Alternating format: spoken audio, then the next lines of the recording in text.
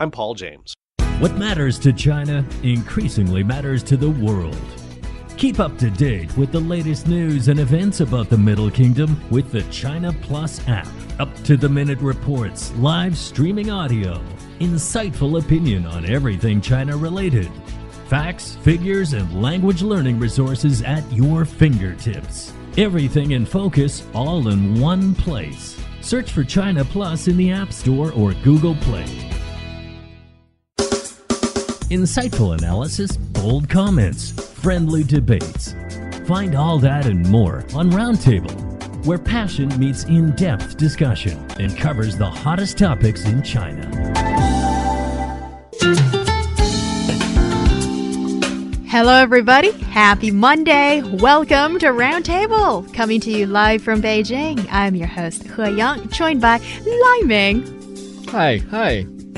Hello. Very happy to be on the show. I was batting eyelashes at him and I'm really happy that he's on the show. And he's got a really warm cashmere sweater on him, and we know that is a fashion statement. Also keeping warm for this guy, so... Also keeps me warm. Yeah, and I like to, put you on the spot sometimes, so lovely to have you here. Thank you. And guess who else is on Roundtable?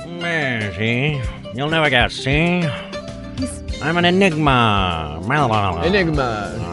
Enigma. It's Mystery. actually my name today. So what is your name, mister? Enigma. Sometimes I forget my name. It's Ryan. My name's Ryan, everyone, and it's Monday. I like Mondays because we do something special here on the show. See? Motivational Monday. See? Yeah, well, I know, Ryan, that's your favorite segment, and we're really happy to have you back on the show. It's good to be back, see? Share with us with, I could do with some more motivation coming Young from you. wants a hug, see? Oh. Verbal. It's good to be back. Oh, great. And verbal and spiritual motivation can suffice. Yeah. Well, we'll do that. Great. Sounds great. Yeah. Lovely to have you guys here in the studio, and good as always to have you, our dear listeners, with us. We have some fascinating topics for discussion today and every day. On today's program, merchants from Zhejiang province are known for their business acumen. As a group, how have they blazed the trail into becoming one of the wealthiest groups of merchants in China since the reform and opening up? Also on the menu, we'll give you that dose of motivation like we've talked about with Ryan here. Double dose. Triple dose. I don't know if I can take that so much. Motivation. You're going to be motivated. Well, that is the goal. Whoa, stand back, everybody, and stay tuned. Yeah, and it's pretty much just keeping everybody on their seats or... Well, sometimes I have trouble doing that, but I'll do it for you. Okay, at the edge of their seats. All right. Yes, and we'll have this weekly segment called Motivational Monday. Woo! Yes, and you can find us on Apple Podcast at Roundtable China. Rate and review us. That gives us... Only good reviews, though. That's the rule, okay? Only 5 stars and saying that you love us. Well, that's what we want. I've seen lots of really positive reviews for you and the show. More of those. Yeah. That's what we want. Yeah, but also constructive criticism, which I've got a lot, actually. Wants the constructive. The rest of us, just the good stuff, really. So. Okay, Heyan's willing to take some of the bad stuff then. Well, it not only helps us... We love to hear from you guys. Yes, we like to know what you think of the show, and also it helps other folks find the show. Yeah. And also feel free to share the show with your friends and all that. Yeah. Yeah, but first, on today's Roundtable. Merchants from one region sometimes share a similar secret recipe for success. That's what we think. Merchants from Zhejiang province have made a name for themselves in China for their solidarity and business acumen. Recent reports by news portal thepaper.cn looked into the development of merchants from Zhejiang province since China's reform and opening up in 1978. So it's been 40 years. Yeah. A bit more than that, actually. And Lots happened in 40 years. Exactly. Let's look at this report. What stands out for you? Yeah. Well, first of all, so businessmen seems to be a term synonymous with Zhejiang province, as they have always been one important force that drives the development of China's economy since even the ancient times, okay?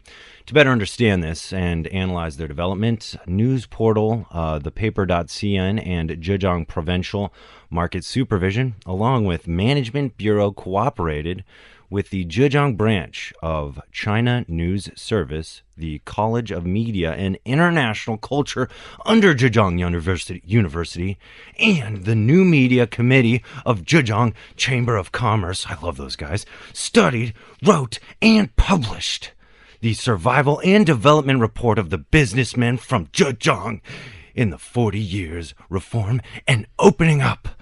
The serial of reports studied businessmen in Zhejiang from January 1st, 1979 to January 1st, 2018. It summarizes the situations and historic rules of the survival and the development of the group, their life cycle, adjustment and pattern of ownership, change in industry type, and the upgrading of their enterprises, okay?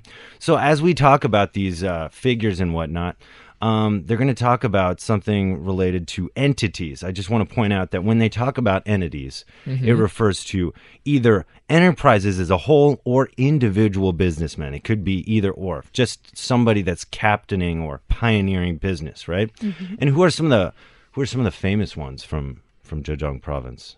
Jack Ma, obviously. Jack Ma? Based in Hangzhou. Just Jack Ma, then? Founder of Alibaba. Just Jack Ma? Lady Mama? Yeah, I couldn't find anyone that's almost on par with Jack Ma because he's just such an industry heavyweight. You might have a crush on Jack Ma. So do we all. But you need to tell us more about these other guys. Okay, there's also And William ladies. Ding or Ding Lei, who founded tech giant NetEase in 1997. And the company was listed on NASDAQ in 2000, and in 2017 he was ranked at 52nd on Forbes billionaire list. So That's pretty cool. he's You were doing going to pretty leave that guy out? Yeah, Wow, I think blimey. I used one of his services, Youdao Note. This is an online note that incorporates cloud service, so You you were can going to save leave all your him notes. out, and you use his service. I apologize. I'm sorry. It's okay. You named him. And also, well, Zong Qinghou for those who live in China. And Wahaha. yes, and by isn't that just a great name I for love it. your business? Yeah. Yeah. It's It's like at all the stockholder meetings, I'd be like, we all start the meeting with, it just we're doing puts a great. smile on your face. Like whenever you say your business, your company name, and then already you get the ha-ha. So anyhow, that's completely just off script. I was but just saying the company name there. yeah, and but he's also an industry heavyweight, Yeah. and the business of beverages, Yeah. as small as that might seem, but it's actually a hugely Huge, lucrative yeah. business in Absolutely. everywhere in the world. And also there's Li Shufu, Yeah. the founder of China's car manufacturer Geely Group. So all kinds of industries, just to name a few. And they bought Volvo, so that's another major company that's now part of their flagship. Yes, definitely. And Somebody's if been I- doing his homework. And also, if I remember it correctly, Geely, they started China's first private university in this country. Oh, wow. So doing a lot of stuff, right? Interesting. Very, very active in the community and in the business acumen, right? Yeah, well, then let's look at the business of these people. Do Zhejiang companies have a higher survival rate, so to speak? Because it's actually quite important to look Well, at this comparatively figure. speaking, I mean, the reports show that up until the beginning of 2018, there were 5.77 million market entities, and that's including enterprises and individual businessmen. And among them, 747 had been in business for more than 40 years. And nearly 80% of the 747 entities were in the manufacture and wholesale industries. 38% of the entities, which were founded between 1979 and 1988, were individual businessmen. And also starting from the second 10 years after the reform and opening up, the number of individual businessmen had been taking up over 50%. And 120,000 market entities had been in business for more than 20 years, taking up only 2% of all existing market entities. The numbers of market entities operating from 10 to 20 years and 5 to 10 years were 826,000 and 1.29 million respectively. 3.54 million market entities had been in business for less than 5 years, taking up 61.2%. So when we talk about businessmen in Zhejiang, we tend to think of Yiwu and Hangzhou, and Yiwu is the place where they manufacture a lot of, I would say, light industry products like the Christmas trees or the Make American Great Again caps, baseball caps, that sort of thing. Yes. And yeah, in retrospect, people in Zhejiang thought they knew Donald Trump was going to win based on the number of orders placed for those caps. Yeah. So toys, small items, and they are everywhere. You go to the U.S. and you buy some, let's say, a converter that you have to use when you're traveling overseas, and it's made in China. So most likely it's made in Zhejiang. Yeah, I think it's interesting. You know, you have 5.77 million. That's at the beginning of 2018 market entities. But, 747 are the only ones that have existed the entire time of the reform and opening up. And actually, I think that's pretty good because think of, what's happened in 40 years, all the changes that's happened, to be able to keep a business alive in a developing country and really become, nowadays as China's the economic powerhouse that it is, to be able to grow with China, to become that. That's saying something quite a bit. You got to adjust to all these different changes. And everybody knows that here in China, things can change quickly. Things are built quickly. Industry is created quickly here. And in which case, these businesses can adjust to that. That's quite impressive. And then even then, you still have like the numbers of market entities surviving 10 to 20 years or 5 to 10 years. That's 826,000 and then 1.2 million respectively. I mean, 5 to 10 years is an achievement in and of itself. And you have 1/5 of these total businesses being able to live that long. So I think that's promising. That means that I think businesses that many times start in this business culture of Zhejiang province tend to stick around for a little while, at least for 5 to 10 years, giving it a go, trying to make a name for themselves. And we see that I think there's this sort of global average of new companies, startups. Yeah. They usually fold up their business by the end of first year. Like 90% of companies don't survive the first year. So that gives you an idea of how well these guys are doing, I suppose. I think it's cool too. A lot of these businessmen or entities are existing in, I guess, 3 major cities. All right, so 46.7% of all surviving entities are located in 3 cities in Zhejiang province, and that's Hangzhou, of course. But then you have Ningbo and Wenzhou, all right? And then 57.2% of entities have been surviving for 30 to 40 years, and they're located in the highest population in Wenzhou. That's 27.8% of that 46.7, I imagine. So I think that's really amazing because, you hear about Shanghai, you hear about Beijing, you hear about all these big cities, but Wenzhou has so much going on, and it's kind of under the radar. I think that's really cool that a lot's happening in this city, but it's kind of also keeping a low profile. That's interesting, because for those who live in China, then Wenzhou... It's a high-profile city. Well, I mean, I'm just, from an outsider perspective, you don't hear about Wenzhou. In terms of population, in terms of the size of the city, maybe it's not really exactly high profile. But in terms of the business culture, here in China, we always know that those people living in Wenzhou, they are pretty active in how they think, in how they conduct business. I imagine that they must have transformed the business model over these 40 years, especially when we talk about the real estate industry, and there are people who talk about Wenzhou people with some kind of I would say, prejudice, saying that they've all the money in their hands and they're going all over the country and investing in real estate property and making the prices increase. But that sort of shows how they've been managed to adapt to changing situation, especially like what Ryan said, that China has been developing very fast, and probably in the past 40 years we've gone through what would have taken hundreds of years in a different country, and for enterprises to survive the tremendous changes within the 40 years is something. It's a talent. Mm-hmm. And here I'd like to just highlight one point about the geographic location of Zhejiang province.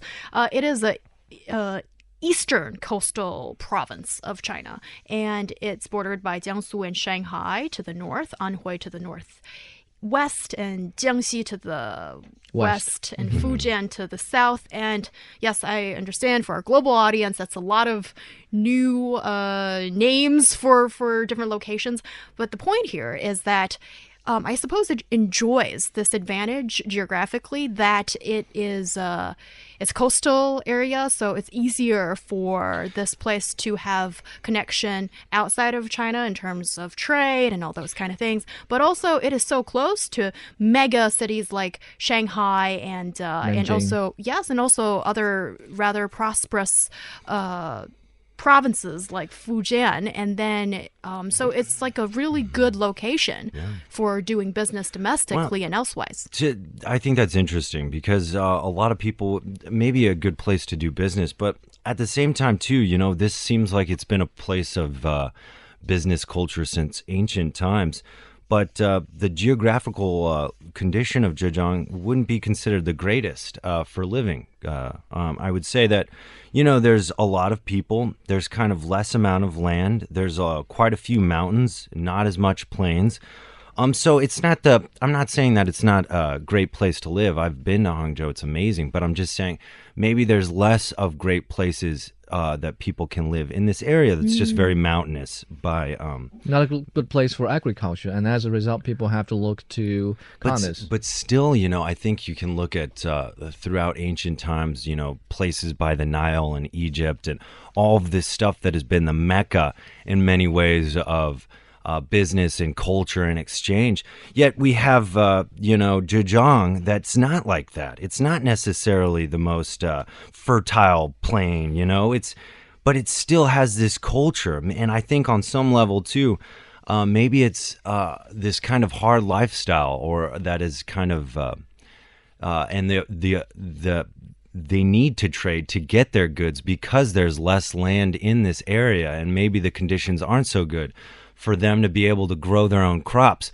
So by nature, they've kind of evolved in their thinking and culture to be able to trade the things they need because their land doesn't necessarily give them that. And so we can expect that maybe these group of people, even since ancient times, have been good at business because they needed to be. Well, it's kind of like Christians and Phoenicians in the Mediterranean Sea. I mean, they sort of couldn't afford to raise a lot of people based on agriculture, and so they have to rely on commerce.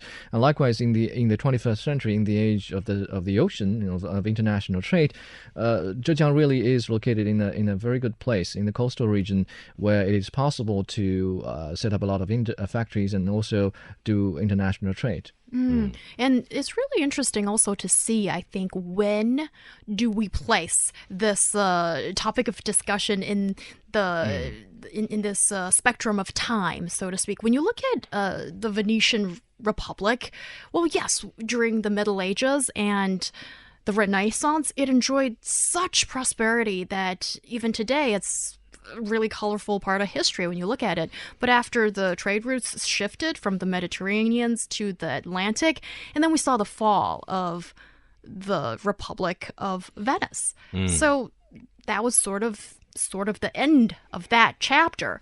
But when you look at what the merchants and business people are doing in Zhejiang province, what kind of challenges do you think that they're facing in this rapidly changing economy? Like you guys have mentioned briefly minutes ago about them being so focused on traditionally manufacturing and wholesales, but that's not really where the new growth in economy is heading towards now. So I'd imagine that a lot of these companies are trying to, if not already, found new areas for business.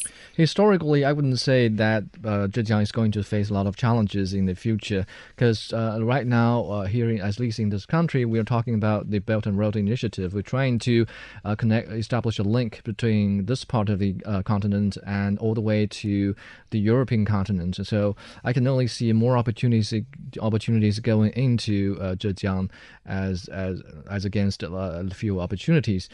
But also, there is this tendency, like He-Yang just mentioned, the manufacturing is shifting, and as a result, there are other industries going up in that region. Just now we talk about Alibaba and Dinglei, NetEase. So there are information technology sector is booming in the area. So perhaps in the future, as the global production chain shifts, maybe Zhejiang will have to catch up with it by going a little further into the information technology. Well, I think, the report showed that over 40 years, there's been some good, stable growth, all right? So year by year, it seems that the mortality rate of businesses has stabled out, all right? It's become somewhat stable, but maybe earlier on, it was a sink and swim, It was pretty difficult, maybe, in certain ways, to continue on and to continue to thrive, but that's become easier and easier over time. I think we see that in a lot of our statistics, but also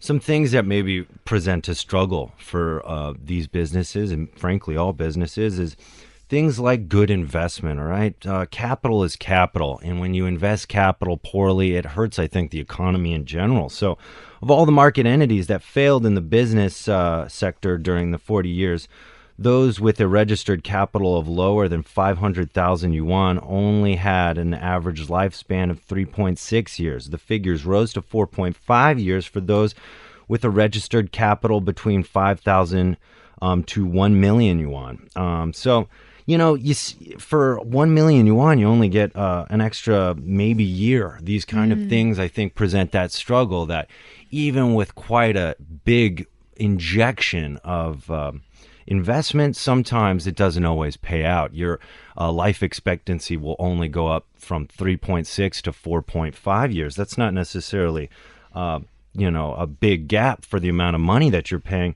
I think also, too, another thing is that after 2009, the number of market entities with legal representatives born in the 1970s took up 32.1%. Followed by those born in the 1980s, 31.5%. After that, the 1960s, 20.4%. The last, the 1990s, 8.1%. So, of course, the 1990s crowd, you guys are young. You're making your way to the top, and you need some time to do that. But still, it's important that you do that, because I think right now what we see from those figures is that your businessmen are becoming older, heading towards retirement. 32.1%, 1970s, that's your biggest demographic, all right? And these guys, they're getting older. I'm sure they're thinking about maybe taking a break, taking some retirement. And then after that, you have my generation, all right? Followed by the 1960s, older. Then the biggest group of people, those born in the 1970s. Then you have the 1990s. So what I'm saying is we need to see more representation of younger business individuals in Zhejiang to know that this is going to continue. And also, does this mean that a lot of these older businessmen and women, they're possibly looking for someone to inherit the company? I think that's also another big discussion point in China about how do you pass on the first generation of operation. It's not just wealth, it's about the company. And do you find someone outside by a headhunter, or do you pass it on to your sons and daughters? And how does that work? And that becomes a big issue, as sometimes there's a major disconnect between the generations, as the younger generation maybe doesn't even have the interest or the brains to take over a business in very complicated situation. Or if history and also other merchant groups are any reference to here in this example, I would say it will be wiser for Zhejiang people to look for real talents instead of people within their only family household. Because here in China, we used to have Zheshang and Jingshang and Huishang, so merchants in Shanxi and merchants in Anhui. And actually, merchants in Shanxi, they started off much earlier than Huishang and those in Anhui, but they were relying more on the local folks or talents rather than their own relatives. I mean, merchants in Anhui, they sort of relied a lot more on their own relatives to run their business, and as a result, they fell a lot quicker than Shanxi, those in Shanxi. So I imagine going forward, if Zhejiang people, they want their business to thrive in the 21st century, they might want to improve the management system and start looking for talents. And that's also easy. I mean, there are platforms, job hunting platforms, where you can go to see and search for talents. Yeah, I think too the culture is really important, and it sounds like Zhejiang has a culture since ancient times of people that have kind of created an art of the deal, so to speak. Not trying to steal Mr. Trump's words, but the art of the deal seems to be something very complacent in Zhejiang. And also diligence and integrity, that is something that's been strongly held close to heart for these folks, according to observation. So it's really interesting to see this group of people, striving and thriving for so many years in history. And we will look forward to the next chapter for these people. You're listening to Roundtable. We'll be back after this break with more discussion. Stay with us.